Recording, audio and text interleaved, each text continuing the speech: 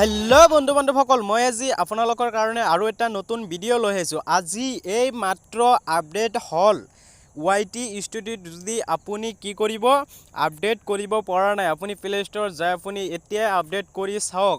YT ষ্টুডিঅ'ত এটা নতুন আপডেট আহিছে আৰু এইটো আপডেটটো ভাল লাগিছে। আপুনি কি কৰিব, এইটো মোৰ ব্লগ চেনেল হয়, আপুনি এইটো চেনেলটো ছাবস্ক্ৰাইব কৰিব। ইয়াতে ধুনীয়া ধৰণৰ ভিডিঅ' দিয়া হ'ব আৰু এই ভিডিঅ'বোৰ আপুনি চাব। আপুনি কি কৰিব, ভিউ মোৰ অপশ্যনত ক্লিক কৰি দিব। ইয়াতে ক্লিক কৰি দিয়াৰ পিছত আপোনাৰ সন্মুখত আৰু এটা পেজ খোল খাব।